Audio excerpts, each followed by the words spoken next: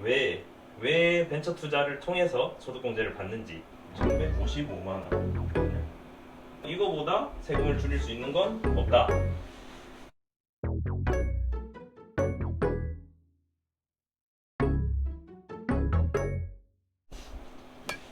네, 오늘은 김대리 강사님을 모시고 네. 소득공제 관련돼서 한번 강의를 진행해 보도록 하겠습니다.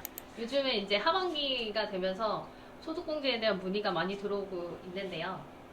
약간 애매한 게 이제 사람마다 소득이 다 틀려서 소득 구간에 따라서 우리 스타트업 벤처기업에 투자를 하면 얼마만큼 이제 소득공제를 받을 수 있는지 그 부분에 대해서 예시를 들어서 설명을 해주면 너무 좋을 것 같아요. 일단 고소득자들이 세금을 엄청 많이 내잖아. 막 40% 이상 이렇게 내는 분들이 있으니까 그분들이 투자형으로 소득공제를 많이 받고 있어요. 고소득자들이 합법적으로 어떻게 세금을 줄이고 있는지 설명을 좀 해드리려고 합니다. 왜 벤처 투자를 통해서 소득공제를 받는지 설명을 먼저 해드리면, 이게 조세 특례법상 우리나라에서 벤처 투자를 활성화시키기 위해서 세금 혜택을 엄청 많이 줘요. 제가 듣기로는 우리나라에서 제일 많은 세금 혜택이 있는 곳이 벤처 투자다, 이렇게 들었거든요. 그래서 그 내용을 오늘 설명을 드리려고 하고, 소득 공제를 받으려면 어디에 투자를 해야 되냐 먼저 알아보겠습니다. 1번 개인 투자 조합, 2번 벤처 투자 조합. 이거 보이나요? 네, 보입니다. 네, 개인 투자 조합은 3천만 원까지 100% 소득 공제 가능합니다. 그리고 3천 이상, 3천에서 5천까지는 70% 가능하고요. 5천 이상은 30% 소득 공제가 됩니다. 그러면 5천만 원을 투자했다 생각하면 3천만 원까지는 100%, 그 이상 2천만 원은 70% 소득 공제를 받을 수 있는 거고, 벤처 투자 조합에 투자를 한다 했을 때는 2,500만 원까지 10% 소득 공제를 받을 수 있어요. 개인 투자자들이 선택할 때 어디를 선택을 할까요? 개인 투자 조합이요. 당연히 여기를 선택을 하겠죠. 그래서 개인 투자 조합에 일반 소득이 많은 사람들이 투자를 많이 하고 있고요. 종합 소득 금액의 50%까지 가능합니다. 그래서 만약에 연 소득이 1억이다 하면 5천만 원까지 혜택을 볼 수 있다 라고 보시면 됩니다. 5천만 원까지 소득 공제 혜택을 본다고 하면 상당히 많은 혜택이죠. 개인 투자 조합 소득 공제를 좀 더 살펴보면, 여기서 내가 연봉에 따라 얼마나 소득공제를 받는지 계산을 해볼게요. 단위 만 원이며, 여기는 16.5% 세율, 26.4%, 그리고 소득세와 지방세 플러스 지방세 합친 세율입니다. 10억 벌면 거의 반을 세금으로 네, 내네. 이게 반을 세금으로 너무- 내니까, 반 가까이 내니까, 이게 개인 투자자들, 고소득자들은 이걸 당연히 줄이기 위해서 노력을 하겠죠. 그래서 이런 투자를 찾고 있는 거고, 만약에 제가 연봉이 1억이다. 1억이면 요 구간이겠죠. 요 구간. 그럼 38.5%를 세금으로 내고 있었어요. 제가 개인 투자 조합에 3천만 원 투자를 했다 하면 이거는 100% 공제가 되기 때문에 실제 혜택도 3천만 원까지 받습니다. 그래서 3천에 곱하기 38.5%는 1155만 원이거든요. 제가 연봉 1억 받는데, 연봉이 아니고 과세 구간이겠죠. 과세 구간이 1억인데 제가 3천만 원을 투자를 했으면 1155만 원을 일단 돌려받고 3천만 원 투자 그대로 하게 됩니다. 이게 연봉이 올라갈수록 더 많이 혜택을 보겠죠. 그래서 이거보다 세금을 줄일 수 있는 건 없다.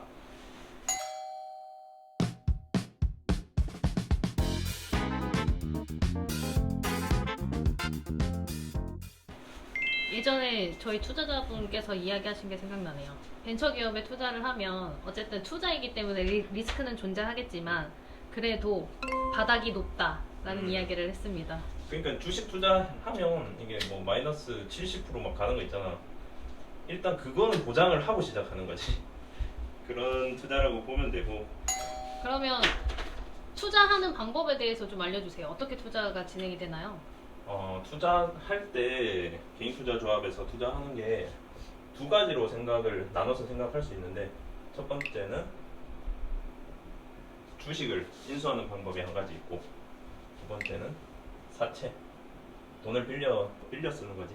근데 전환권을 가지는 전환사채, 이렇게 두 가지 방법을 나눌 수 있어. 개인 투자자들도 성향에 따라 이거 두 개를 선택을 할 수가 있어. 왜냐하면 소득공제는 똑같이 받을 수 있는 거고, 근데 내가 원하는, 내가 좋다고 생각하는 기업에 투자를 해서 고소득을 올릴 거다, 높은 수익률을 올리겠다 하면 스타트업 주식에 투자를 할 수 있겠지. 그건 말 그대로 하이 리스크 하이 리턴이네요. 리스크는 존재하고, 근데 전환사채 같은 경우는 수익률을 크게 바라고 하는 투자는 아닐 수는 있어. 그 전환권을 행사한다는 건 어떤 거예요? 전환권은 일단 사채이기 때문에 회사에다가 돈을 입금을 하게 되는 거지. 사채를 뭐 산다고 할 수도 있는데, 3년일 수도 있고 4년일 수도 있고, 3년이나 4년 후에 주식으로 전환하겠다 할 수 있는 거고, 아니면 이제 돈으로 받을 수도 있는 형태로 이제 투자가 진행된다 라고 보면 되는 거고, 이게 왜 조금 더 안정적이라고 볼 수 있냐면, 이게 무조건 안정적이지는 않아. 왜냐하면 거의 망해가는 기업에서 이런 것들을 하는 경우도 있거든. 근데 그런 망해가는 기업에 돈이 들어간다고 해서 이 기업이 살아나거나 뭐 그게 성공하지 않을 가능성도 높으니까, 그런 거는 위험이 되게 있는 거고, 그런 기업 말고 우리가 만약에 전환사채를 발행을 해서 돈을 투자를 했을 때 이 돈을 안정적으로 굴릴 수 있는 기업, 그 기업이면 이제 전환사채가 안정적이다 볼 수 있는 거지. 안정적인지 안정적이지 않은지는 어떻게 판단을 하죠? 일단은 개인투자조합에 투자를 하는 거기 때문에 운용하는 GP가 누군지 봐야 되고, 그리고 GP가 투자하는 회사가 안정적인지 봐야 되고, 그 투자한 회사가 이제 그 돈을 안정적으로 굴릴 계획인지를 봐야 돼. 그렇게 세 가지 따지고 나서 이제 여기는 투자를 해야지. 우리도 상품을, 스타트업 주식에 투자하는 상품, 뭐 보통주, 상한전환 우선주 이런 투자도 하고 있고, 우리 투자자들도 여기서 수익률 많이 올리려고 하고 있고, 그게 수익률 생각 없이 그냥 나는 세금 혜택만 받겠다, 우리는 되게 안정적으로 투자를 하기 때문에 세금 혜택만 받겠다 하는 사람들은 이제 여기다 투자를 할 수가 있는 거지. 그래서 우리도 두 가지로 나눠서 이제 상품을 구성을 하고 있지. 이게 하나 더 설명을 하면, 이게 지금 법상으로는 이 혜택이 25년까지만, 근데 이전에도 그랬듯이 이걸 계속 늘렸어. 왜냐면 이걸 안 하면 스타트업에 대한 투자가 확 줄 게 너무 뻔히 보이기 때문에 이걸 계속 늘리고 있는 상황이고, 뭐 확장은 아니지만 어느 정도 사람들은 예상은 늘리지 않을까라는 생각은 하고 있고, 우리 투자자가 만약에 25년도에 투자를 했다 하면 25에서 7년 사이에만 이제 소득공제 신청을, 그거 혜택을 받겠다 신청을 하면 이 안에는 다 받을 수 있는 거야. 그럼 질문. 응. 25년도에 3천만 원씩 응. 세 군데에 투자를 했어. 응? 그러면 하나는 25년도 소득공제로 하고, 하나는 26년도 소득공제로 하고, 하나는 27년도 소득공제 받는 걸로 설정이 가능한가요? 가능하지. 이게 3년 안에 하나씩 쓰면 되니까. 근데 이게 한 조합 안에 이렇게 나눠서는 못 쓰고, 세 개 조합에 나눠서 투자를 한다면 이거는 각각 각 해마다 쓸 수가 있어. 그렇습니다.